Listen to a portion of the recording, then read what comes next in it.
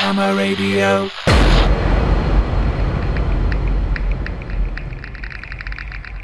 Hello and welcome to Good Vibes on Gamma Radio. We have a very special episode lined up for you today, for we are live from the Parleyment of Westminster. As you can hear, Dave has his voice back, and I, Boglamp von Krampus III Esquire, am also back with a vengeance, ready for action. We are standing on the scrubland next to a giant clock called, Massive Mick. no, Fog, it was, Giant Jack. no. Oh, Big Bog. See, Dave? Yes, whatever, Fog. Listeners, we are standing here preparing to enter one of the most prestigious establishments in Great Britland, the Houses of Parliament in Westminster, where the government live. But to get in, we're going to have to make our way through that lot. Yes, listeners, between us and the doors stand a throng of people of all different political stripes, screaming at each other, desperately trying to make their voices heard. Idiots. They should just use a microphone like us, eh, Dave? Yes, Fog, and let's put our microphones to good use and interview some of these people for an insight into the political landscape of Longdong. Hello, sir, and what brings you to Westminster today? Oh, I'm a campaigner, and today I'm here on behalf of Just Stop Toil, a radical organisation dedicated to the reduction and eventual abolition of a work-based economy, to be replaced by a bipartisan community grassroots well-being service and help-yourself vegetable ranches where everyone can have everything they want. Oh, I see. So nobody will be working. But who'll grow the vegetables then? Oh, vegetables grow themselves, you idiot. Once they've bred, it's just a matter of hunting them down with hoes. Okay. And how is your campaign going? You seem to be the only one waving a JST banner. I suspect you're feeling a bit lonely. Oh, I don't mind. They're paying me well. The real campaigners can't be bothered to turn up. I'll campaign for anyone so long as they give me enough money. Tomorrow I'm here on behalf of the Communities United for Longer Living. Science has proven that people live longer when they have a lot of money. So I'm going to have to advocate for killing off anyone with less than 50 tins of beans to their name. Bumps up the averages, you see. Well, that's terrible. How can you even consider supporting such horrific ideals? Well, it's only for one day. I signed up before I realised what it was for, to be honest. I won the bid. So you're a mercenary campaigner? Have you no morals or ethical fortitude? Of course I do. For a price. Ugh, Dave, let's move on to someone else. This man is a fraud. A well-paid fraud. Yes. Moving on. You, sir, why have you come to Parliament Square? I'm here to tell the truth to the government. I need politicians to look into bins. What? Why let them have all the fun? I'm the one who goes through people's bins in Lower Spittle. Shush, Fog. Oh, right, yes. No, pal. I saw a bin eat a shih tzu. What? You saw a bin eater? A dog. Aye, I did. I need the higher-ups to look into the whys of it. I used to work for a bin round myself in Nottingham Town. One day, me and all my team got the sack.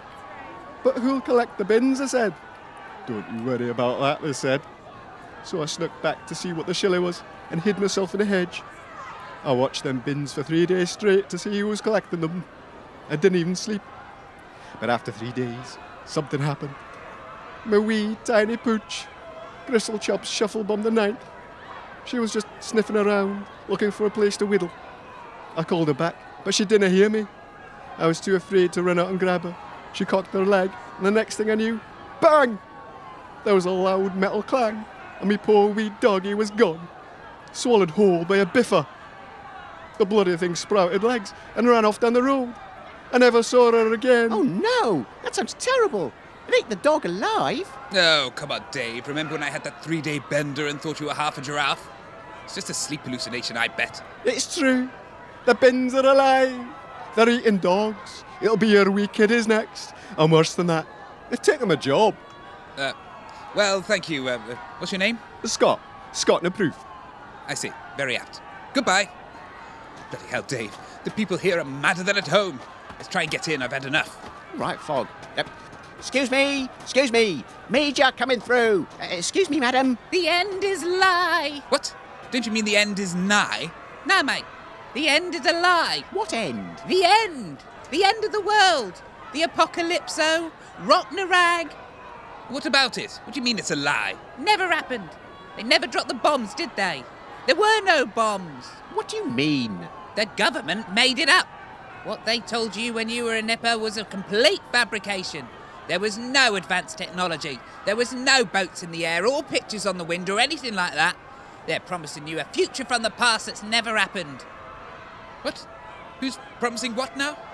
Of course they had advanced technology. They built bloody great bombs and threw them at each other. Yeah, that's where all the craters came from, isn't it? They dug them. Replica craters to fool the masses. What about all the broken machinery? It's broken. How do you know it ever worked?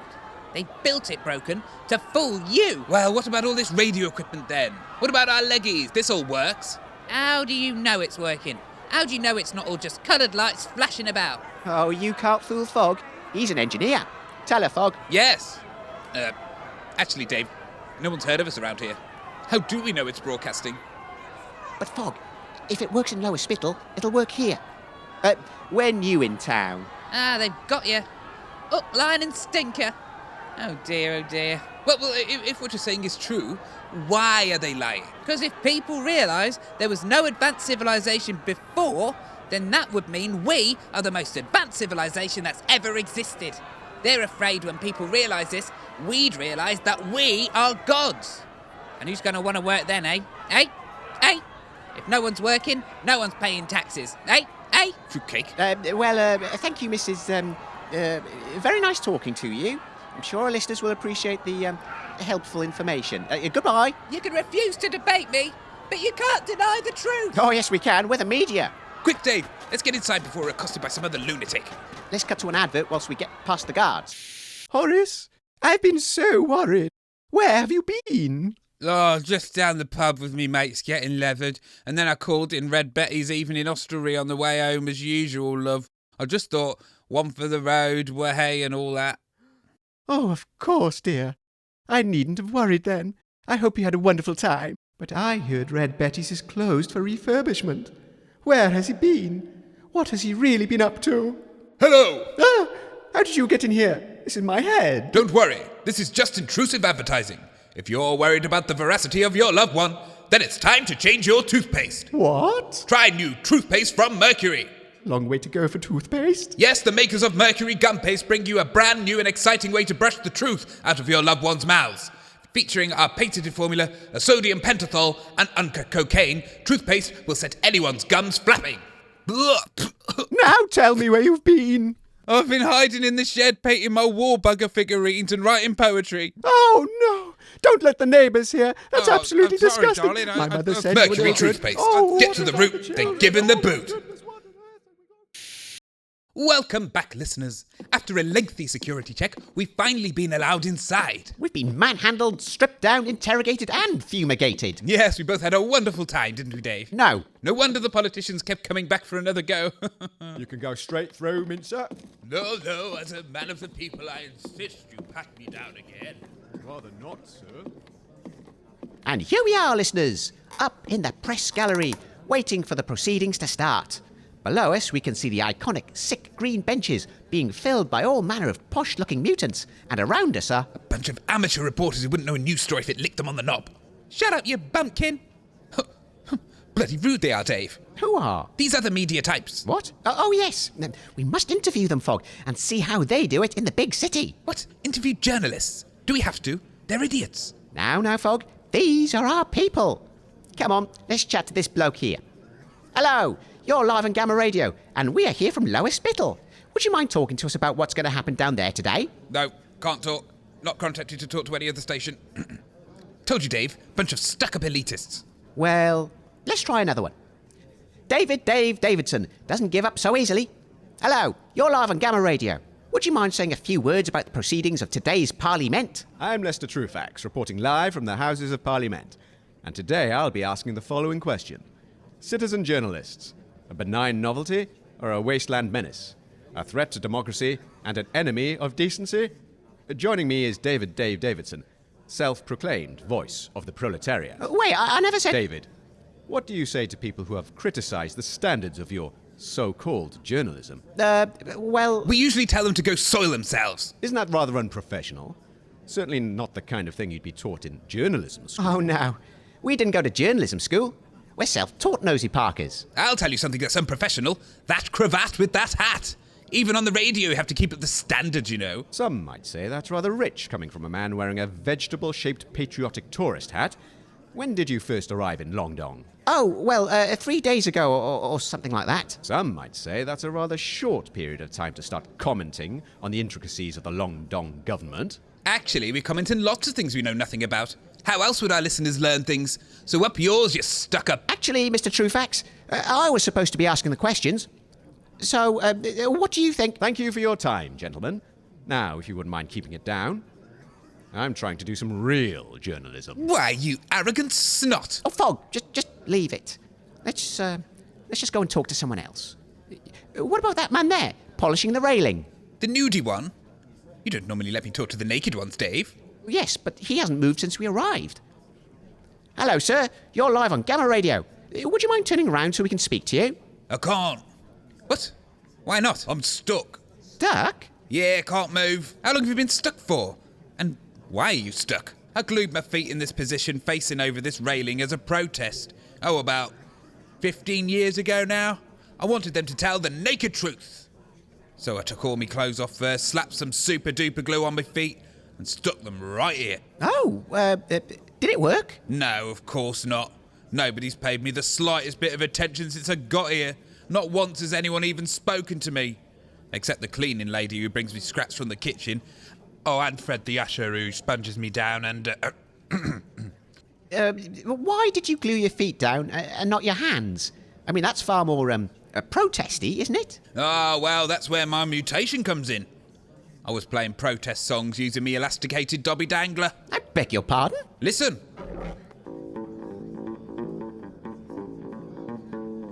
Wow! Very impressive, Pete. Here, let me have a go. No!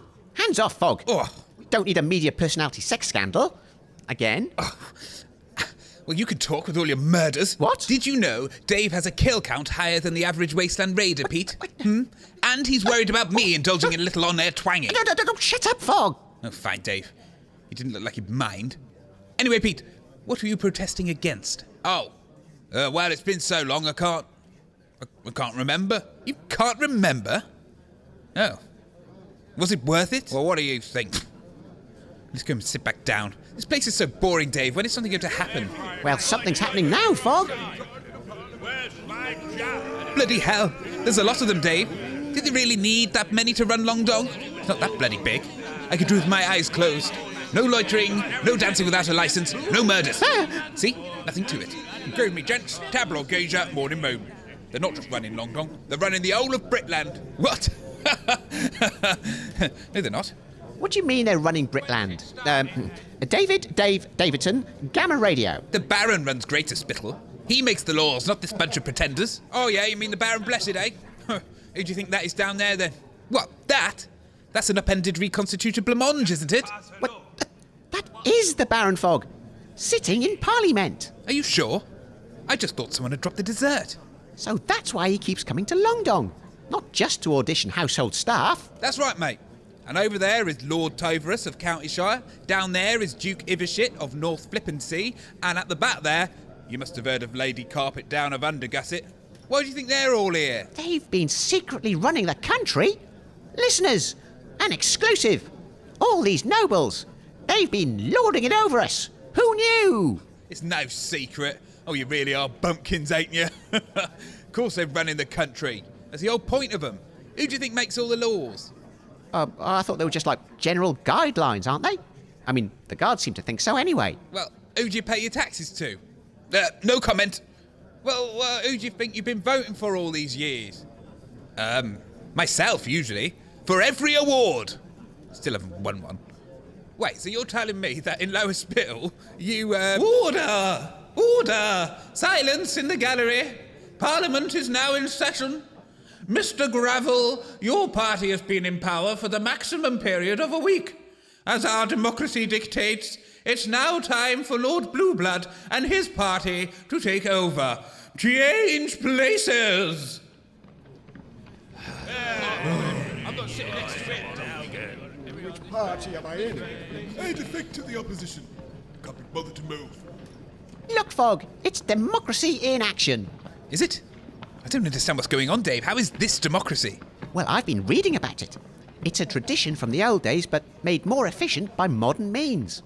Instead of the people voting for the same parties wearing different coloured ribbons, they've cut out the middleman and they just take turns. Oh, right. I see. So what happens next? Let's watch, Fogg. I'm sure everything will become clear. Madam Speaker, I thank you for your warm welcome. My first duty as the new Prime Mincer representing the Toupee Party is to announce a complete reversal of all policies enacted by the previous government.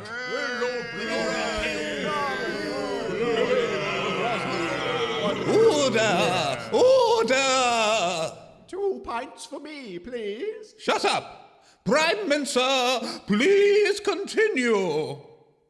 Secondly, I would like it to be widely known that I am launching an independent inquiry into an incident involving myself that took place at the Rye Vita Hotel. May I state for the record that I thought the posterior belonging to Dame Truly Stench was in fact a plum pudding provided by the hotel management and not the rear end of a well-known actress. I do believe that explains the gallon of custard I ordered to my room that same evening. However, for the good of the party, it is my duty to immediately resign in light of these allegations in order to spend more time with my family. Thank you.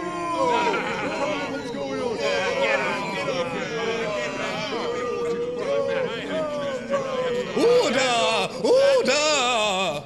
And a packet of crisps. What happens now, Fogg? Do they have an election? Do we get to vote on who becomes the new Prime Mincer? Well, I should think so, Dave. This is a democracy after all. Next Prime Mincer, Margarine Felcher, come on down. Thank you, Madam Speaker. My first duty as Prime Mincer is to announce the results of the internal inquiry into the incident involving Lord Blueblood, my predecessor. The independent investigation found no wrongdoing whatsoever on the part of Lord Blueblood.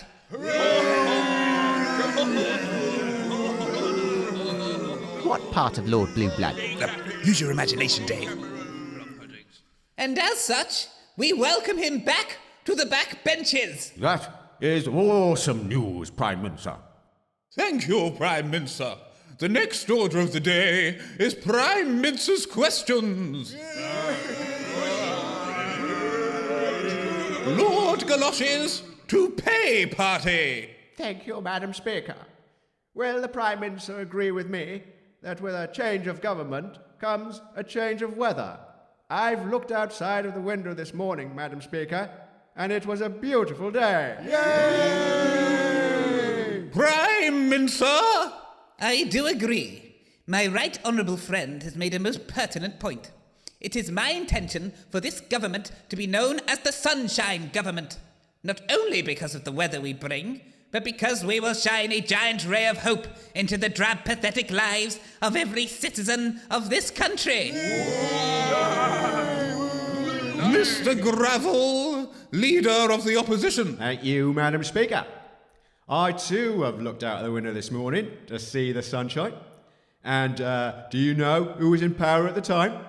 It was me and the Grifter Party. The Prime Mincer is merely claiming credit for the seeds of prosperity that were first sown by a grifter government.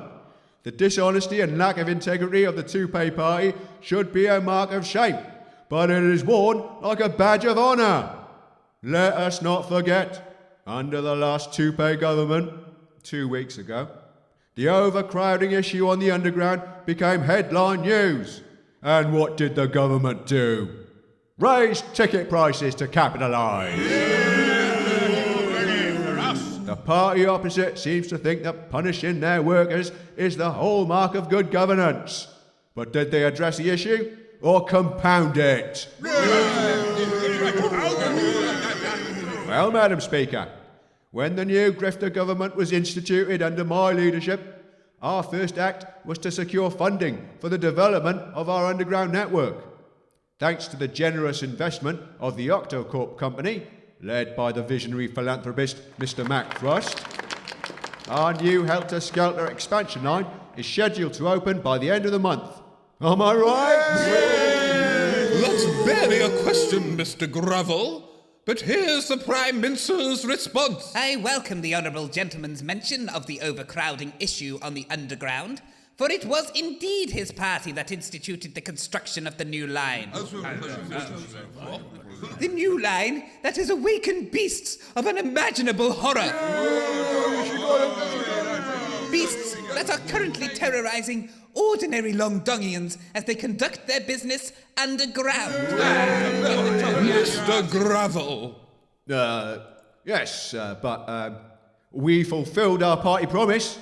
Congestion on the underground has fallen by 95%. Prime Mincer. 95% reduction under a two-pay government.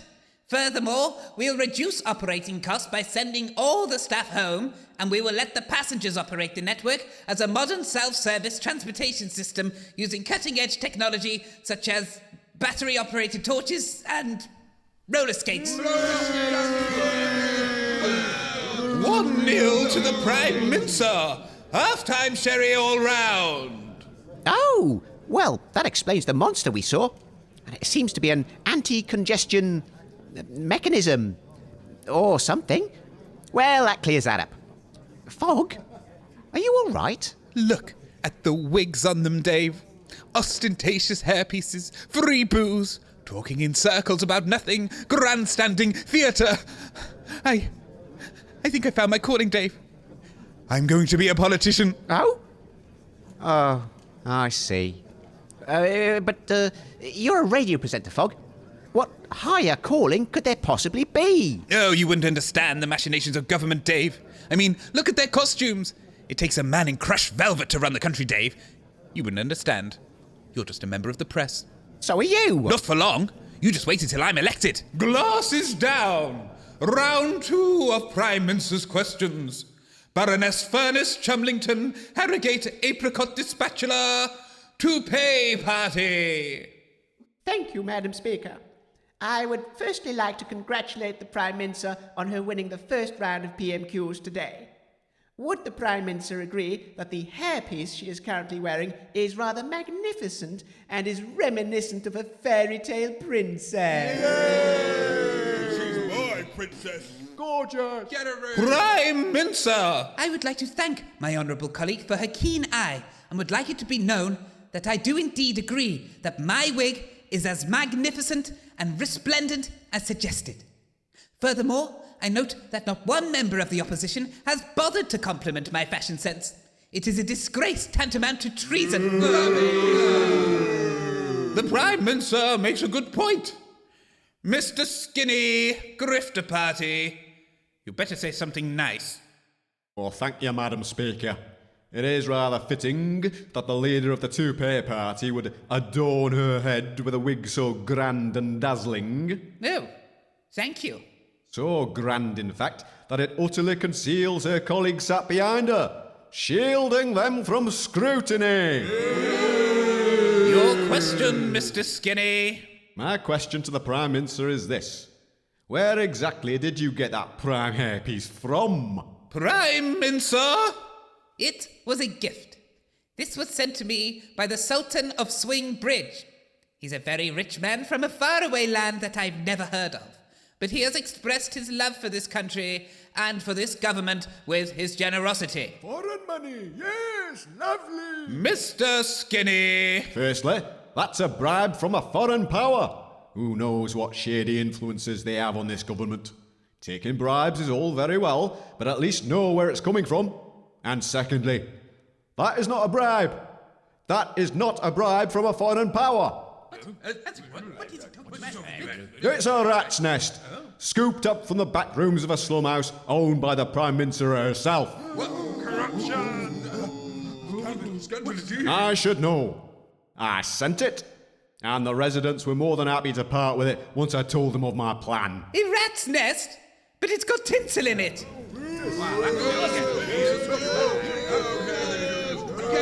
Upon hearing this most appalling news, I think it's only right and proper to call upon the Prime Mincer to step down immediately. It is not fitting for a Prime Mincer of this house to adorn herself with the bedding of vermin. But I didn't know. Nobody realized. Step down! No more Prime Mincer's questions due to the absence of a Prime Mincer! This is more like it, Dave. Political stings and dirty backhand deals. Intrigue, drama, rats' nests. You must write it down, Dave. This will make a marvellous play. Oh, be careful, Fogg. If you get into politics, this will be your life. They'll start trawling through all your previous career history and scrutinise all of the personas you've had over the years. All those dubious outfits. Oh. Well, they better not, Dave. They'll ruin my opening act. I intend to do all of that on the first day in power, one after the other. Silence in the House! Once again, we find ourselves in the situation where the sitting government needs to find itself yet another Prime Mincer. Whilst we wait for the toupee party to put forth a member, we will have a light round of quick-fire democracy. Get ready with your eyes and nose. Not you, Blinky Snorter. Vote 1. Voting for the new Mayor of Longdong. Bring in the candidate. Please welcome to the stand the candidate Bubbles, ridden by her press officer, Gusty Clomps. Let's hear those eyes and nose. I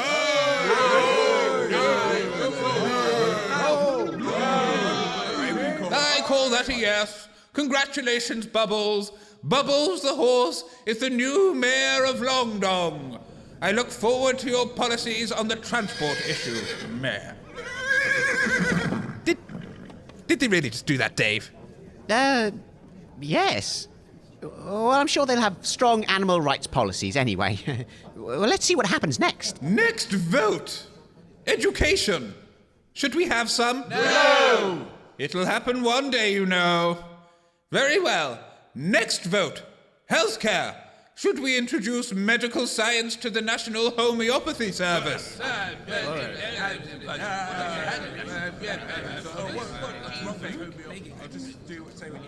Well, that was confusing. So I'll flip a bean. Oh. And the answer's yes. Next vote. Licenses for dancing. Who said that? Pipe down up there. Yeah, shut up, pleb. Did you hear that, Dave? She told me to pipe down. Serves you right for trying to get involved in the democratic process, Fogg. I will get involved in a minute, Dave. You just watch. Oh. Next vote. The proposal is an increased wine tax. What? For each bottle of wine purchased by a member of the public, 10% of that wine must be sent to Parleyment. This is outrageous. I'm going to go straight down there to sort this out. Oh, Fogg, sit down. We're doing a show here. You can't make yourself the news. Amateur journalist admonished after parliamentary outburst. Yes, I'll write that one down. I was merely suggesting dance licenses. Everyone thinks that's a good idea. Lunatic loses as government refuses. Will you stop that? Countryside Fool calls for safety dance rule. Shut up! Loud shouts out about now! I made a salient point! Whoa. Gamma radio DJ gets in trouble with the government. No. Ugh, not you, Dave. Anyway, it's supposed to rhyme like presenter, dissenter in government centre. Yeah, that's the one, mate. I'm having that. Ugh, damn you! Order! Order! Toupee party, have you picked a new Prime Mincer yet? What? I thought we were ordering in takeaway. Well, how disappointing. Well, in the absence of a new Prime Mincer, bring out the Support Act. Members of the House, I present to you our guest speaker, Admiral Barnacus Mollusk. Thank you. Members of the House, I am delighted to stand before you today in order to inform you about the recent developments in His Majesty's, may he rest in frozen glory, Royal Navy. The recent funding increase has been spent wisely. In addition to our pre-existing rubber dinghy, we have now purchased 3 more, along with several planks of wood. Using these items, these dinghies can be lashed together to form one super dinghy, the HMS Rubberduck. Furthermore, every investment has been placed into our submarine force. We now have one. Our submarine is a state-of-the-art vehicle developed from existing technology and purchased from the Multi-Slosh Beer Company. HMS Barrel will be deployed shortly for a test dive in St. James Park Lake, and I am proud to be testing this fearsome weapon myself. To summarise, the Navy have purchased 4 dinghies, some planks of wood, and a barrel. Any questions? We need to disarm. Shut up. No questions from us. No from us. Thank you, Admiral, and do let us know when you've managed to recruit some sailors. Did you see that, Fogg? What? Oh, I'm not interested in petty warfare, Dave. Not when there's wine on the line. Huh? No, I didn't understand any of that. I was talking about his jacket. A jacket? Where? It was gone now, Fogg. You missed it. It was shinier than mine. Now, I'm not one for war and peace and all that, but if you're going to do it, you might as well look the part. I wonder where he shops. What do you think, Fogg? Can you see me in a jacket like that? What? Are you even paying attention? But how will they calculate it, though? Will there be a special mark on my wine glasses? How do I even post wine? What if I only have 1/10 of a glass? Do they get it all? Oh, never mind. Never mind. This is my wine we're talking about, Dave. These greedy bastards want to steal 10% of it all. Well, I say piss on this, Dave. Piss on this from a great height. Yeah, I tried that, mate. Some of them quite enjoy it. Shut up, you stinking idiot. Charming. I'll show you how to protest, you naked flap sticker, for I am Foglamp von Krampus III. Excuse me. You down there, posh lady in the frock and wig. What about that wine tax? You'll cause ruination in the wine brewing business. Think of the poor families. Think of the orphans, the homeless, the vagabonds. They don't know what 10% is. You'll drink them out of house and home. If they've got one, which they probably don't. Everyone will need 10% more in their glass to account for it, and we don't have big enough glasses. It's a never-ending cycle of ruination and greed. There's clearly a conspiracy on behalf of big glass. Bigger glasses and bigger wine bottles mean less wine for everyone but you. Well, I'm not giving you any of my wine, you bunch of charlatans. You'll have to come into Lower Spittle and try to take it yourself.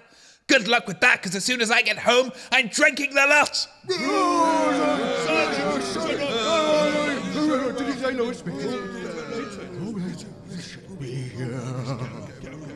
Silence! Parliament is not the place for debate. Plebs aren't educated enough to drink wine anyway. Drink beer instead. It is not becoming of a member of the public to speak so freely in the House of Commons. Well, how do I become an MP then? Greater Spittle deserves a champion. I think you'll find that Greater Spittle already has a representative. Please make yourself known.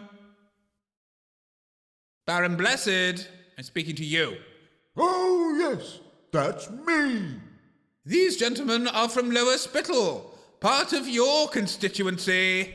Please take them outside so they don't cause a scene whilst our next guest comes in, What? Oh, yes, so they don't hear what's going on. Right, you two, meet me in the corridor. Look what you've done, Fogg. We're in trouble with a baron. Well, let's see who's in trouble with who then, Dave. I'm going to give him a piece of your mind. Huh? Left the microphones up. Wait, Fogg. Wait. After that unruly outburst, I must remind the House to schedule their ejaculations as according to the outrage and indignation rota pinned outside in the corridor. Our next special guest joining us on the sofa today is someone I'm sure you're all very familiar with. Please let's give a round of applause to successful businessman and leading political donor, Cody Human Man. Donations, yay! Thank you, Madam Speaker. I am humbled to stand before this great house with a proposal for the nation. Many of you will know me as the Chief Executive Officer of Optibot Electronics. When I started my company, I wanted to improve the world for every person on this planet. My love for humanity has driven me to create the perfect servants for everyone in Britland. My vision is that every household will have an Optibot assistant in 2 years, 3 months, and 1 day. But now I have a greater ambition. one matched only by the other two great benefactors of Great Britland. Let me introduce you to Mr. Mac Thrust and Mr. Alan Bobmass. Together, we are part of a trio of successful businesses: Optibot Electronics, Octocorp, and Cobrax.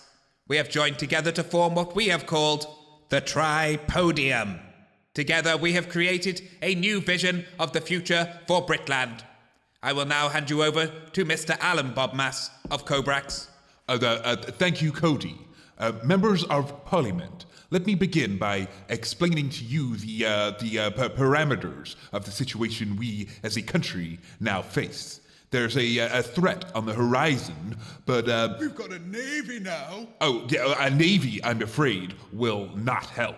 For this threat does not come from beyond the sea, but lurks insidiously within our borders. Where? In here? Poor people again, isn't it? They want their money back. Once again, your suppositions are incorrect. Please, can you stop interjecting? I wrote all of this out. Speeches in Parliament. Whatever next. The threat I mentioned previously in the paragraph before the last one is going to shock you, but first I have an announcement to make. I hope you all brought your spare batteries because you have no power in the provinces, except some. Do explain, Mr. Bodmass. Well, I am. I'm literally trying to do that. Then continue. In Longdong, we have this fine government that supposedly creates the laws for the rest of Britland. But what if I was to tell you that your laws barely make their way past the old concrete Ouroboros, the M25? Yes. Yes. Amongst your number, you count many barons, dukes, and self-styled nobles who have upheld the traditions of this parliament by turning up and occasionally implementing the laws in their home constituencies.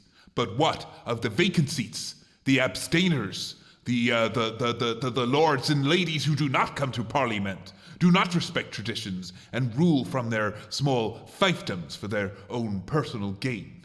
They pay no heed to the authority of Westmincer and spit in the eye of any who challenge them. We must fight them to the death. No, not sticks, carrots. What? Rabbits? Finally, I've been training my rabbit soldiers for a decade. The answer, gentlemen, is not warfare. Thank you, Alan. Members of Parliament, you all know me, Mac Thrust, the big cheese at Octocorp. No. The real threat is not of violence, but of political fragmentation. For every breakaway separatist faction, the power in this house is diminished. If this continues, the authority of this house will bleed away. Death by 1,000 cuts. Are they actually listening to us, Madam Speaker? Keep going. You'll get to them eventually. The solution, my honorable friends, is within our grasp. We need only reach out and grasp it. Let me paint you a vision of the future. Imagine walking immaculate streets, automatically cleaned by special machines. Ooh. But why walk when you can fly? Our engineers are working on the first prototype flying dunk cows. What really is the future? Auto dunks. Jump on a dunk to get to your bunk in record time as you soar high above the streets and houses, free from the burdens of manual control. Ooh. Why leave your home at all? All homes and workplaces will be connected. Imagine instantaneous communication over great distances, perhaps 2 or even 3 streets away. You could call in sick without getting out of your bed. You could order your dinner to be delivered by Autodunk. But that's not all. You can send letters and pictures to anyone in your neighborhood instantly, without relying on unreliable pigeon carriers. Yes, death to pigeons! Yes! And best of all, the population will be liberated, truly liberated, and free to pursue creative and artistic endeavors. Manual labor will be eliminated from everyone's schedules. There will be a flourishing of new philosophical thought with this newfound free time, and with it, a paradigm shift of technological brilliance. This sounds delightful, but how does it help with the problem of the rogue barons? I'm glad you asked, Madam Speaker. The barons and baronesses here with us today, I am sure, will be the first in line to sign up to this scheme once we have proven its effectiveness. Your towns and villages will prosper with our new technology, and any baronies or fiefdoms that do not sign up to the scheme will be promptly left behind in a cloud of Luddite dust. Once they see the Excuse me. Cody,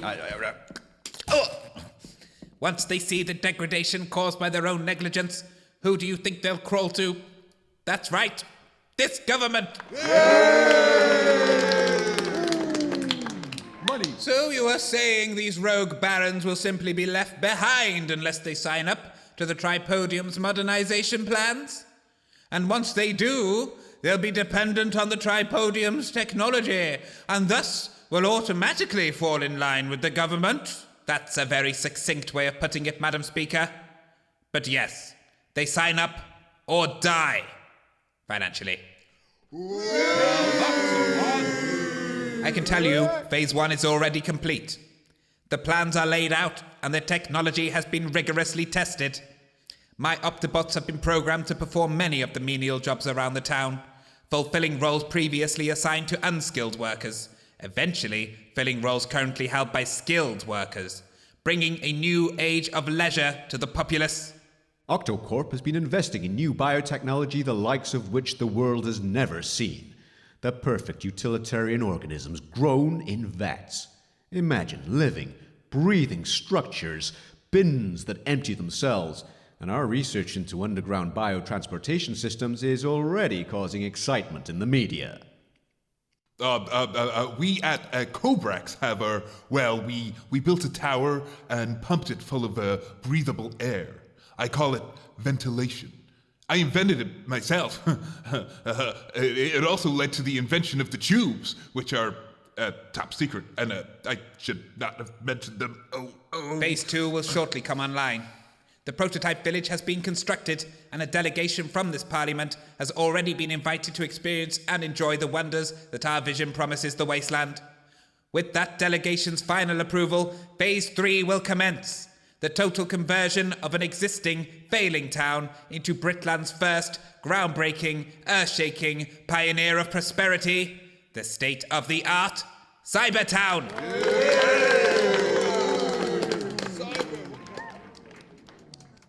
And what is the name of this failing town, this hole of misery, this filth-ridden backwater that will benefit from the generosity of the Tripodium corporations? The name of the town is... Lower Spittle has new representation! Me! And my first act of parliament is to declare myself the new Prime Mincer! You can't be Prime Mincer from up there. And the guards won't let you in. We've seen this before. Well, there's more than one way to make an entrance. Fog, no, don't do it. Sorry, Naked Man. You'll have to make a small sacrifice for, freedom. Don't mind me. What are you doing? 1, 2, He's grabbed hold of my... Oh, Fog! What have you done? He's descending down into the chamber on Pete Bog's elastic knob. And the ricocheting phallus has knocked him free of his gluey predicament. I wish I'd phrased that better. Pick up the table. What is the meaning of this? Well, I come from the provinces of which you know little. A delightful small town known as Lower Spittle. With joy in my heart, I was excited to see the rule of this land through democracy. I've watched these proceedings from up in the gallery, and I fail to see how you each earn your salary. This house is in chaos, the land in distress, but there is one man who can clear up this mess. I am Fog Lamp and Krampus, pleased to meet you. They call me the Velvet Buccaneer. No, they don't. Writer, entertainer, and a singer too, and a poet and a part-time engineer. I am not hampered by traditions. I do not have to obey all your rules. Yes, you do. I've never even met a bloody politician. I've heard they're all a bunch of stupid fools. Ooh. Who has the nerve to behave like this? Who's going to end up in jail? Who's got the balls to sing and dance? Surely he's going to fail. I will lead you to greatness with every rule, order and decree. And the new premier with the hot hysteria, fog lamp, that's me. Get down! You're trapped in the cycle of elections, where no one even gets to bloody vote. Let me sail you all in a new direction, get on board the aspiration boat. I shall be the new Prime Mincer, the first PM with private dancing troupe. Disgusting! The speaker's not on board, so let's convince her we'll let her be the singer of the group. Who has the nerve to behave like this? Who's going to end up in jail? Who's got the balls to sing and dance? Surely he's going to fail. I will lead you to greatness with every rule, order and decree. And the premier with the hot hysteria, fog lamp, that's me. I'm a mutant with a penchant for invention. I can make a roll-up just for you. Who, me? It doesn't have to fit the old conventions. The mincer of sausages, that's you. You could be the mincer of puddings. Yeah. You can be in charge of things that hiss. Eggs and kettles. Can I be the mincer of doggy weddings? Don't be daft, you're taking the piss. Who has the nerve to behave like this? Who's going to end up in jail? That's mad. No. Who's got the balls to sing and dance? Surely he's going to fail. I will lead you to greatness with every rule, order and decree. And the premier with the hot hysteria, fog lamp, that's me. I'll ban people throwing fruit at actors. I'll ban people dancing in the street. I'll ban people being one of my detractors and being rude to people that they meet. I'll take the seat of my new designation, but I won't be sitting on the bench with you. I'll just be the ruler of a brand new nation and no one can tell me what to do. You can be the mincer of gravel, and you can be the mincer of small grey noodles. You can be the mincer of the nasty insects, and you can be the mincer of Dave. Hey? Yes, you can be the mincer of Dave. What? Dave's own personal mincer. You can tell him what to do all day. Mincers all round. Who has the nerve to behave like this? Who's going to end up in jail? Him! Who's got the balls to sing and dance? Surely he's going to fail. No, I will lead you to greatness with every rule, order and decree. I'm the premier with the hot hysteria, fog lamp, that's me. Oh, you may applaud. Why is no one applauding? I just sang my heart out for you, and I'm the Prime Mincer. You're most certainly not the Prime Mincer. I am, I decreed it. Order! Order! There is no legal precedent for any such decree. You can't just declare yourself Prime Mincer. It would be chaos. Well, why not? Everyone else has had a go. Listeners, this is outrageous. Fog, as in Fog, our DJ, Fog Lamp, has just declared himself ruler of the country. Well, yes. And he might just win the argument. Ow, my head. Oh, my feet. I can move. I can dance. I'm free. Free. What's happening? What did I miss? Last thing I remember is your mate descending down to the floor courtesy of my extendable todger. He's just declared himself Prime Mincer through a musical coup. He can't do that. That's what they said. But look, there he is, waving that mace around like a magic wand. I declare you to be illegal. And you're the new minister for reasons. Get down from there. Stop it. 15 years standing up here. I've learnt a thing or two about the law. Silence in the house! And who are you? Pete Bogman. I've been protesting here for... Oh, it doesn't matter. Look, he can't be the Prime Mincer. Why? Why not? Firstly, he's not a member of a party. He's not one of ours. We don't want the little oik. He's not done a hard day's work in his life. We don't want him either. Well, stuff both of you. I don't need a party. I am the party. Secondly, he hasn't entered the official Prime Mincer raffle. Fine, I'll enter it now. Oh, very well then.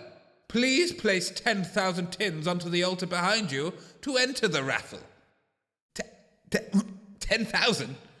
Oh, can I owe you?